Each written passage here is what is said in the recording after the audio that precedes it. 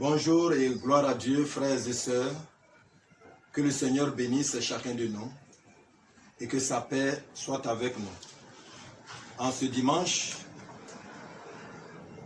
nous allons prendre l'évangile selon Marc, chapitre 4, du verset 35 au verset 41. Le titre c'est « Jésus apaise la tempête ».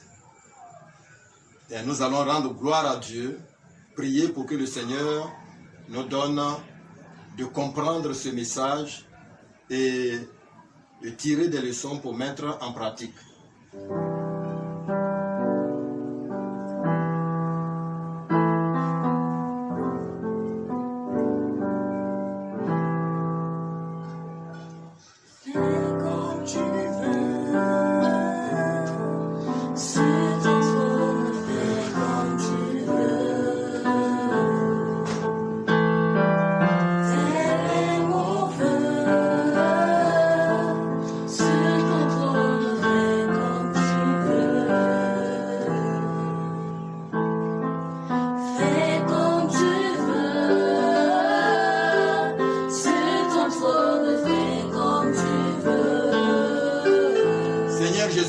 Toi le souverain Seigneur, ô Éternel, nous te rendons la gloire, la louange et l'adoration.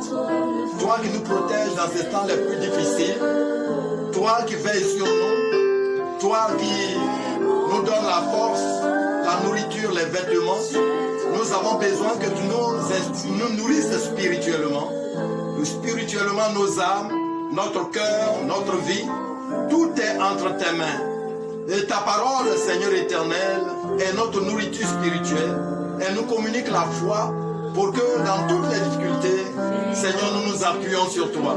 Je te demande de bénir ton peuple, d'édifier ton peuple, d'encourager ton peuple par ce message, afin que chacun sache que tu es avec lui. Seigneur, selon ta parole, je suis avec vous tous les jours jusqu'à la fin du monde et que Seigneur, tu es capable d'apaiser nos problèmes, tu es capable de résoudre nos problèmes, que ton nom soit béni. Seigneur, nous te demandons de détruire les œuvres du diable. Sois béni au nom de Jésus-Christ notre Sauveur. Amen.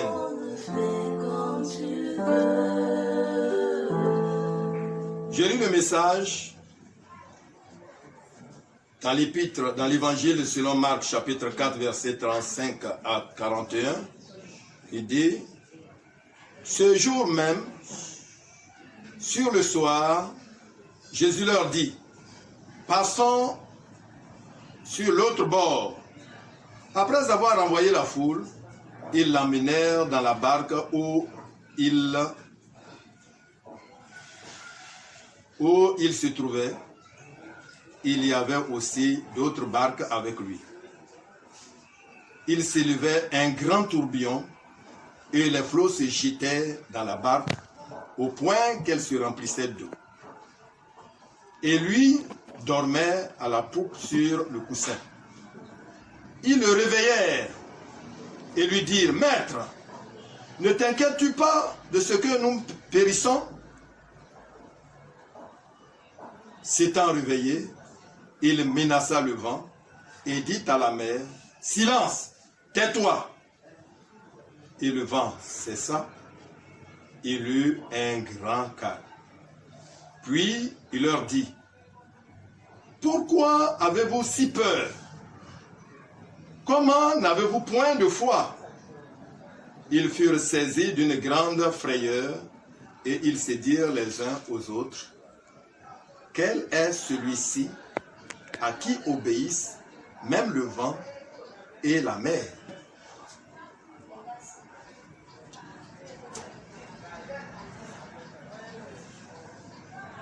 Mes frères, nous avons un grand Dieu et Sauveur Jésus-Christ qui a le pouvoir de calmer toutes sortes de tempêtes dans notre vie, de solutionner nos problèmes et nos difficultés. La tempête, ça peut être la tempête de la maladie, la tempête des problèmes financiers, la tempête de persécution, la tempête d'opposition du monde, et toutes sortes de tempêtes qui représentent les difficultés que nous rencontrons. Avec le Seigneur, toutes les situations finissent dans le bonheur. Tout finit dans la victoire, à condition de persévérer avec lui. Comme le dit 2 Timothée, 2 verset 12 dit, si nous persévérons avec lui, nous régnerons aussi avec lui. Si nous le régnons, il nous régnera aussi.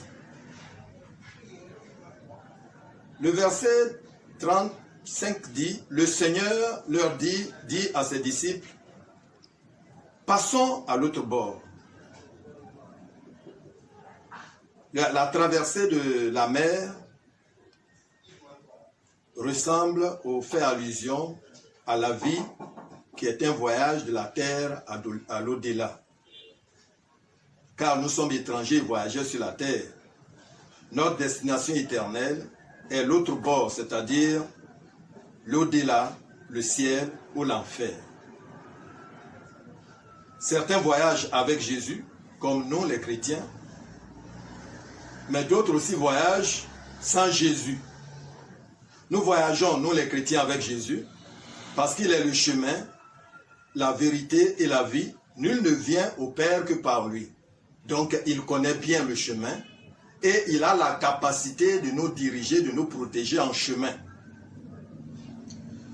La barque ressemble aussi, non seulement à notre vie, mais aussi à nos églises de maison, comme église locale dans un temple, où Jésus-Christ est là, parce qu'il a dit, car là où 2 ou 3 sont assemblés à mon nom, je suis au milieu d'eux. Matthieu 18, verset 20.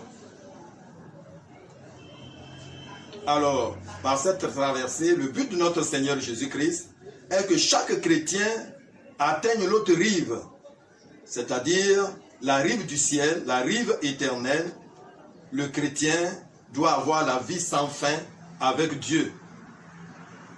Au début, le voyage semblait très facile. Le Seigneur est couché à l'arrière sur à la proue et les disciples ramaient. Ils ramaient gaiement et le Seigneur se reposait. Tout le monde a le cœur en paix. Mais soudain, au verset 35 et 37, la Bible dit que quelque chose va se passer. Il y a un grand vent, une grande tempête qui soulève les vagues et à ce moment-là, la barque se remplissait d'eau déjà. Oui, nous avons dans le monde spirituel, dans le monde invisible, des esprits, des démons, le diable, qui est un ennemi de Dieu et des hommes. Son désir est que l'homme souffre sur cette terre et aussi souffre dans l'au-delà. Il veut que des gens l'accompagnent en enfer. Donc, il est l'ennemi qui est un lion rugissant qui cherche qui il dévorera. Donc, subitement, l'ennemi vient pour attaquer. Son attaque est imprévisible. Les disciples n'ont jamais pensé qu'il y aura une attaque. Et puis, ils ont essayé de ramer, de tout faire, mais ils n'ont pas pu. L'ennemi est tellement redoutable qu'ils ne peuvent pas, eux, avec la force humaine, surmonter l'attaque et vaincre l'ennemi. Mais avec Jésus, on peut lui résister. 1 Pierre 5, verset 8 dit, résistez à votre adversaire et il fuira loin de vous. On peut aussi le vaincre avec les armes que le Seigneur donne à notre disposition, met à notre disposition. 2 Corinthiens 10, 4 à 5. Les armes avec lesquelles nous combattons sont puissantes dans la vérité et à la puissance de renverser tous les conseils du diable, toute la puissance de l'ennemi.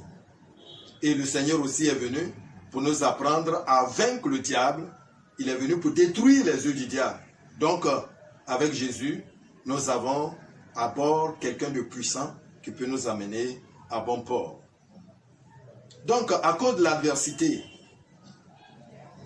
occasionnée par l'ennemi, le diable, le monde et notre chair qui nous pousse à faire tout ce qui est contraire à la volonté de Dieu, chaque chrétien aura à traverser, à rencontrer beaucoup de difficultés pour atteindre l'autre rivage, le rivage céleste et éternel.